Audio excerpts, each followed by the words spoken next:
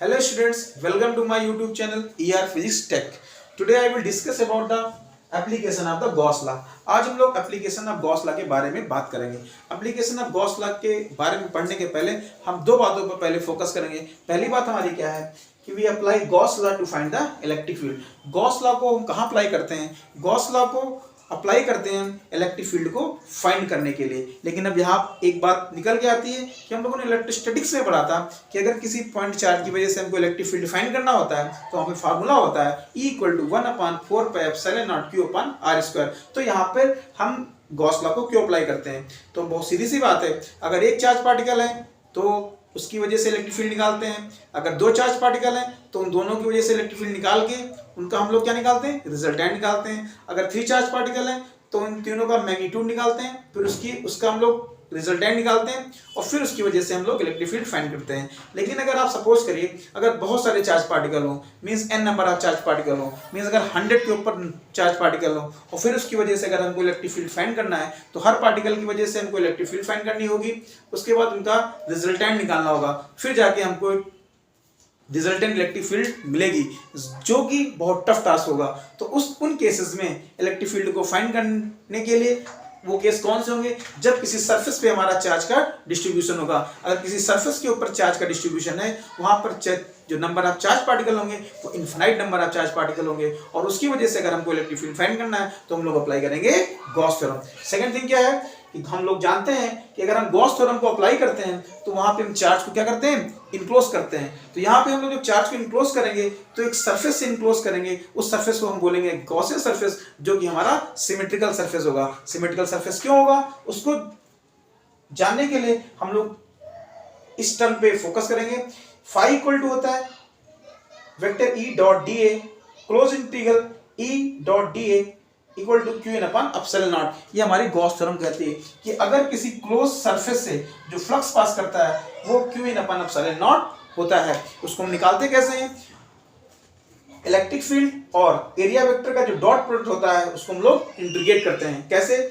हम देखते हैं जब एक प्लस Q चार्ज पार्टिकल है जो कि एक पॉइंट चार्ज पार्टिकल है, इसको हमने एक रैंडम सरफेस से क्या किया है? इनक्लोज किया है। तो हम लोग क्या करते हैं? सबसे पहले यहाँ पे एक छोटा सा एरिया लेते हैं dA, फिर हम लोग फाइंड करते हैं कि इस प्लस Q की वजह से r डिस्टेंस पे जो एरिया है यहाँ पे इलेक्ट्रिक फील्ड कितना होगा। फिर E डॉट डी ए को क्या करते हैं? इंटीग्रेट करते हैं, तो हमको निकल के आता है कि इस पूरे सरफेस से कितना फ्लक्स पास करेगा। तो गॉस ने बता दिया है कि इससे फ्लक्स पास करेगा Qn/ε0। अब अगर हमको इस सरफेस पे किसी भी पॉइंट पर इलेक्ट्रिक फील्ड को फाइंड करना हो कि इलेक्ट्रिक फील्ड कितनी होगी, तो हम इस पार्ट को क्या करेंगे? सॉल्व करेंगे। अब इस पार्ट को सॉल्व करने में हम देखते हैं कि यहाँ पर दो चीजें हैं, E और डॉट डी ए। अगर दोनों को हम लोग vector E and vector D A, अगर इन दोनों को हम डॉट प्रोडक्ट ओपन करें तो हमारा निकल के आएगा E d A cos theta, where theta is the angle between the electric field and the area vector. अब यहाँ पे हम देखते हैं कि अगर हमारा रैंडम सरफेस होगा, कैसा सरफेस होगा? रैंडम सरफेस होगा, तो इसके ईच एंड एवरी पॉइंट जो इस सरफेस पे लाई करेगा वो Q से वेरिएबल डिस्टेंस पे होगा। डिस्टेंस क्या करेगी? वेरी करेगी। अगर डिस्टेंस वेरी करेगी तो यहाँ पे इलेक्ट्रिक फील्ड भी वेरी करेगा। मींस E जो होगा वो हमारा क्या हो जाएगा? वेरिएबल हो जाएगा। E क्या हो जाएगा? वेरिएबल हो जाएगा। फिर क्या है? थीटा, जो E और dA के बीच का एंगल है, मींस इलेक्ट्रिक फील्ड और एरिया वेक्टर के बीच का एंगल है। अगर ये रैंडम सरफेस होगा तो यहाँ पर ईच एंड एवरी पॉइंट पर यहाँ पर इलेक्ट्रिक फील्ड इधर की ओर होगा, एरिया वेक्टर इधर की होगा, मींस थीटा भी हर पॉइंट पे क्या करेगा? वेरी करेगा। अब हम लोग देखते हैं जो इंटीग्रेशन करेंगे वहां पर both things are variable, means electric field and the angle. अगर दोनों चीजें वेरी करेंगी तो इसको इंटीग्रेट करना बहुत ही टफ टास्क हो जाएगा। तो यहाँ पे हमने एक टेक्निक इजाद की। वो टेक्निक क्या है कि अगर ये सरफेस हम लोग कैसा ले लें? सिमेट्रिकल सरफेस ले लें। जब सिमेट्रिकल सरफेस लेंगे तो अगर ये प्लस Q चार्ज है, प्लस Q चार्ज एक पॉइंट चार्ज होता है, पॉइंट चार्ज का भी जो भी स्फीयर के जैसा होता है। अब अगर हम इसको इनक्लोज करने के लिए स्फीयर ड्रॉ करें, वो स्फीयर इस पॉइंट चार्ज के रेस्पेक्ट में सिमेट्रिकल होगा, सिमेट्री होगा। कैसे? देखते हैं। ये इसके सेंटर पे हो जाएगा, ये डिस्टेंस, ये डिस्टेंस, इस सरफेस के किसी भी पॉइंट पर जो डिस्टेंस होगी वो r होगी, तो इलेक्ट्रिक फील्ड क्या हो जाएगा? सेम हो जाएगा।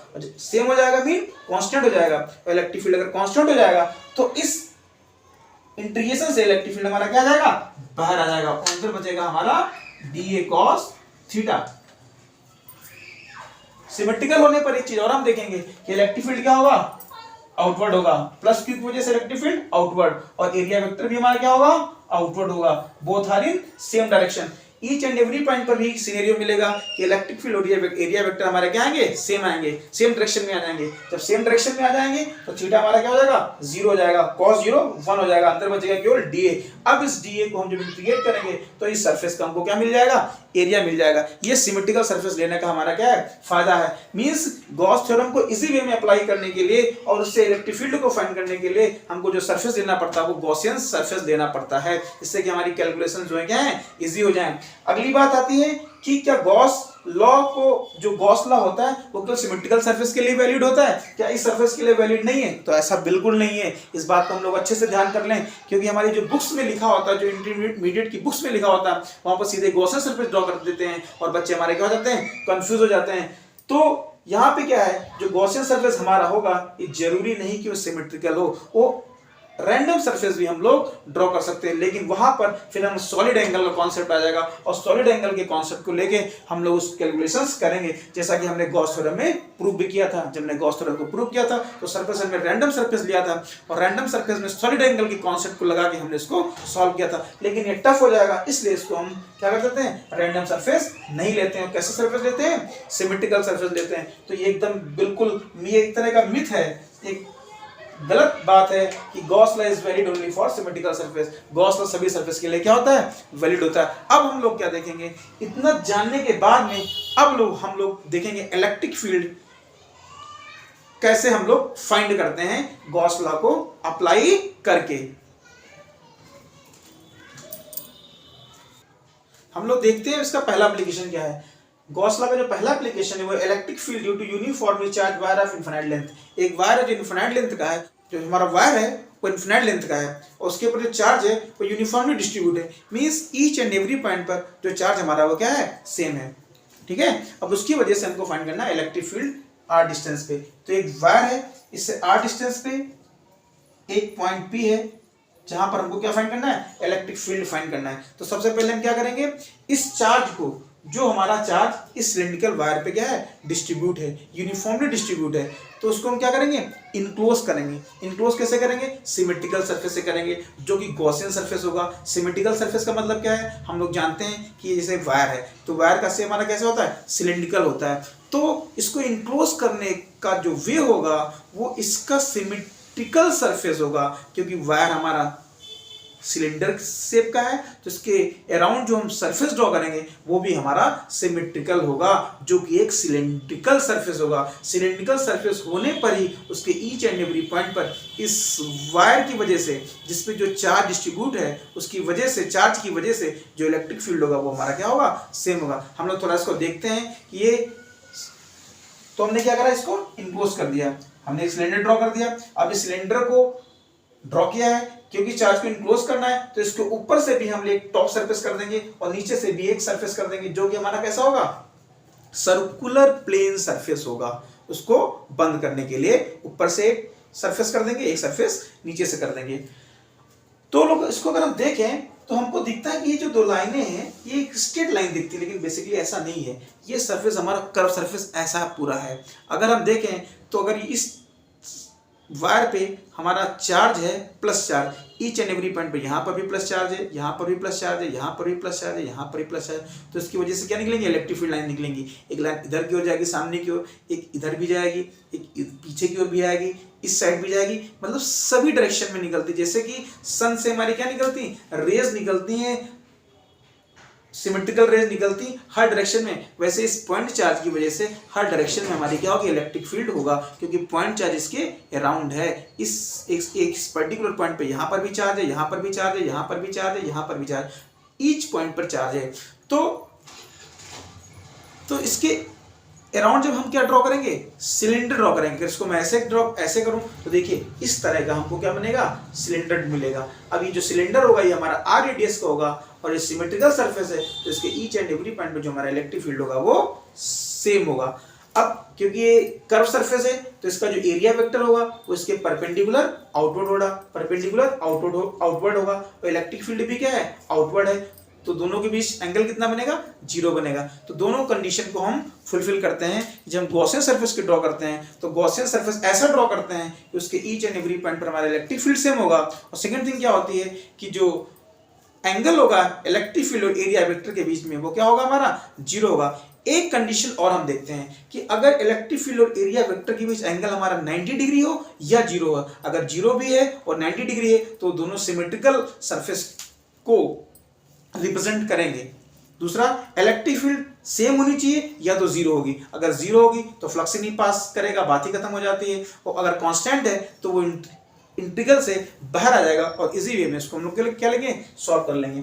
तो ये हमने क्या ड्रॉ किया है, गॉसियन सरफेस ड्रॉ किया है। अब हम देखते हैं कि ये पूरा सरफेस एक है, कर्व सरफेस एरिया एक है। अगर हम यहाँ पर भी इसका एक कोई एरिया लें तो यहाँ पर इसका जो एरिया वेक्टर होगा वो किधर की होगा, बाहर की ओर। इलेक्ट्रिक फील्ड भी क्या होगा, बाहर की ओर होगी। इस तरह से हम ड्रॉ देख सकते हैं कि ये एक तरह का हमारा क्या होगा, कर्व सरफेस होगा जो इसके अराउंड, इस वायर के अराउंड होगा, जो कैसा होगा, सिलिंड्रिकल सरफेस होगा। अब यहाँ पे हमने क्या किया, एक छोटा सा एरिया लिया तो area vector outward, electric field outward, means both are in same direction. इस टॉप पोर्शन पे हमने एक एरिया वेक्टर लिया, एरिया वेक्टर अपवर्ड, क्योंकि एरिया वेक्टर हमेशा सरफेस का क्या होता है, आउटवर्ड होता है। इलेक्ट्रिक फील्ड इधर होगा प्लस की वजह से इस डायरेक्शन में होगा। एंगल कितना बना, 90 डिग्री। तो 90 डिग्री बना, इसका मतलब इस रीजन से कोई फ्लक्स पास नहीं करेगा, क्योंकि फ्लक्स क्या होता है, E D A cos theta. अगर कॉस थीटा 90 तो फ्लक्स क्या हो जाएगा, 0 हो जाएगा। वही कंडीशन यहाँ पर भी अप्लाई होती, इस पोर्शन से भी कोई फ्लक्स नहीं पास करेगा। अगर इसको हम विजुलाइज करें तो हम देखते हैं कि ये हमारा एक सरफेस है और इलेक्ट्रिक फील्ड लाइंस इधर की ओर है, इलेक्ट्रिक फील्ड लाइंस इधर की ओर, और सरफेस कैसा है, ऐसा है। तो इस सरफेस से कोई भी इलेक्ट्रिक फील्ड लाइंस पास नहीं कर रही, सारी की सारी लाइन ऐसे पास कर रही। मतलब इलेक्ट्रिक फील्ड लाइंस इस सरफेस से क्या है, पैरेलल है। और जब पैरेलल होगी तो इलेक्ट्रिक फील्ड और एरिया वेक्टर के बीच जो एंगल बनेगा वो हमारा क्या बनेगा, 90 डिग्री बनेगा। ठीक है, तो अब हम लोग इससे इस गॉसियन सरफेस से कितना फ्लक्स पास कर रहा है वो निकालेंगे। तो electric flux passing through Gaussian surface, सबसे पहले क्या करेंगे, इस छोटे से एरिया से कितना फ्लक्स पास हो रहा है वो निकालेंगे। तो हमने देखा कि φ1 ये फ्लक्स है टॉप पोर्स से, φ2 क्या है, नीचे वाले सरफेस से, और φ3 क्या है, इस कर्व सरफेस से। जो फ्लक्स पास होगा वो इसी कर्व सरफेस से ही पास होगा। तो पहले हम इस पोर्शन से कितना फ्लक्स पास करेंगे उसको निकालते हैं, फिर इसको इंटीग्रेट कर देंगे तो पूरे कर्व सरफेस से कितना फ्लक्स पास करेगा वो हमको मिल जाएगा। तो हमने क्या किया, वेक्टर ई डॉट डी ए वेक्टर निकाल लिया फ्लक्स हमने। इस छोटे से एरिया से कितना निकलेगा, अब इसको ओपन करेंगे तो आएगा E D A cos theta, E D A cos theta. Theta कितना होगा, 0 होगा। तो जब थीटा 0 हो जाएगा तो यहाँ पे हम लोग थीटा के से कितना पुट कर देंगे, 0 पुट कर देंगे। तो cos 0 की वैल्यू कितनी हो जाएगी, 1 हो जाएगा। इलेक्ट्रिक फील्ड कांस्टेंट है, इस इंटीग्रल से क्या बाहर आ जाएगा, अंदर बचेगा कितना, dA। और dA को जब इंटीग्रेट करेंगे तो इस कर्व सरफेस का हमको क्या मिलेगा, एरिया मिलेगा। कर्व सरफेस का एरिया कितना होगा, इसकी सर्कमफेरेंस कितनी होगी, 2 पाई r, इसकी लेंथ कितनी, l। ये जो हम सिलेंडर ड्रॉ करेंगे ये हम लोग l लेंथ का ड्रॉ करेंगे, क्योंकि ये वायर हमारा इनफिनाइट लेंथ का है। तो इनफिनाइट लेंथ का तो सिलेंडर ड्रॉ नहीं कर सकते, तो एक पर्टिकुलर लेंथ एज्यूम करेंगे कि हमने जो सिलेंडर ड्रॉ किया है वो कितनी लेंथ का ड्रॉ किया है, l लेंथ का ड्रॉ किया है। तो इसका जो एरिया हो जाएगा वो हो जाएगा 2 पाई r l, phi equal to e dot 2 pi r l। अब हम लोग यहाँ पर गॉस लॉ को अप्लाई कर देंगे। गॉस लॉ क्या कहता है कि हमने कैलकुलेट किया फ्लक्स कितना होता है, ई डॉट डी ए से, और गॉस ने क्या बताया कितना फ्लक्स पास करेगा, Q in upon epsilon naught. तो गॉस लॉ को अप्लाई करने पर Q in upon epsilon naught equal to E dot 2 pi R L हो जाएगा। क्यू इन क्या है, क्यू इन इनक्लोज चार्ज है जो गॉसियन सरफेस क्या करता है, इनक्लोज करता है। अब यहाँ पे एक बात स्टार्टिंग में दी है कि जो लीनियर चार्ज डेंसिटी वो लैम्डा है। लीनियर चार्ज डेंसिटी लैम्डा का मतलब होता है charge on per unit length. Lambda means charge on per unit length, means total charge कितना है, क्यू, जो इस लेंथ पे क्या है, डिस्ट्रीब्यूट है। तो अगर हमको charge on per unit length निकालना है तो टोटल चार्ज को इसकी लेंथ से क्या करते हैं, डिवाइड कर दें, तो हमको मिल जाएगा charge on per unit length. तो यहाँ से क्यू इन, जो क्यू इन निकल के आएगा वो हमारा निकल के आ जाएगा लैम्डा एल। क्यू इन की वैल्यू यहाँ पे प्लेस कर देंगे तो lambda L upon epsilon naught equal to E dot 2 pi R L. यहाँ से एल एल कैंसिल हो जाएगा, जो इलेक्ट्रिक फील्ड निकल के आएगी हो जाएगी lambda equal to lambda upon 2 pi R epsilon naught. This is the electric field due to uniformly charge wire of infinite length, ये मैग्नीट्यूड निकल के आ जाएगा। यहाँ पर जो इलेक्ट्रिक फील्ड है वो आर पे क्या कर रही है, वेरी कर रही है, आर पे डिपेंड कर रही है। मींस अगर जो सिलेंडर ड्रॉ करेंगे अगर उसकी रेडियस कम होगी तो इलेक्ट्रिक फील्ड की वैल्यू ज्यादा आएगी, अगर जो सिलेंडर ड्रॉ करेंगे वो कम रेडियस का होगा तो इलेक्ट्रिक फील्ड ज्यादा होगी, अगर ज्यादा रेडियस का होगा तो इलेक्ट्रिक फील्ड क्या हो जाएगी, कम हो जाएगी। अब इसका हम लोग वेक्टर फॉर्म देख लेते हैं कि इस इलेक्ट्रिक फील्ड का वेक्टर फॉर्म क्या होगा। अगर इसके वेक्टर फॉर्म की बात करें, वेक्टर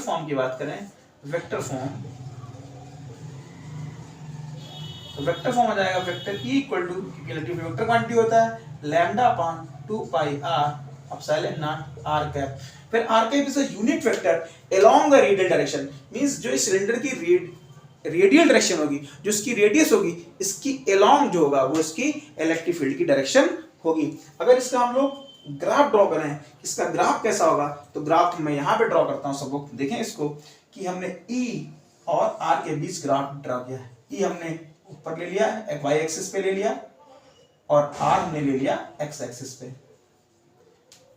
अब हम देखते हैं अगर R की वैल्यू 0 आएगी, 2 पाई कांस्टेंट है, एप्सिलॉन नॉट कांस्टेंट है, लैम्डा कांस्टेंट है, तो अगर R की वैल्यू 0 हो जाएगी तो E क्या हो जाएगी, इनफाइनाइट हो जाएगा, मतलब E की वैल्यू बहुत बहुत ज्यादा हो जाएगी। अगर R बहुत स्मॉल हो जाएगा, मींस 10 to 0 करेगा तो E क्या हो जाएगा, बहुत ज्यादा हो जाएगा। तो इस तरह से ये ग्राफ कुछ इस तरह से मूव करेगा और ऐसे टच करता हुआ इनफिनिटी पे चला जाएगा। एक बात और हम देखते हैं, अगर E को हम y ले लें और R को x ले लें तो ये ग्राफ जो बनेगा basically y equal to 1 upon x equivalent to E equal to 1 upon r, जो कि हमारा हाइपरबोला होगा। क्या होगा, हाइपरबोला को रिप्रेजेंट करेगा। मींस यहाँ पर इलेक्ट्रिक फील्ड और r के बीच जो ग्राफ होगा वो हाइपरबोला को रिप्रेजेंट करेगा। It is all about the electric field due to uniformly charge wire of infinite length.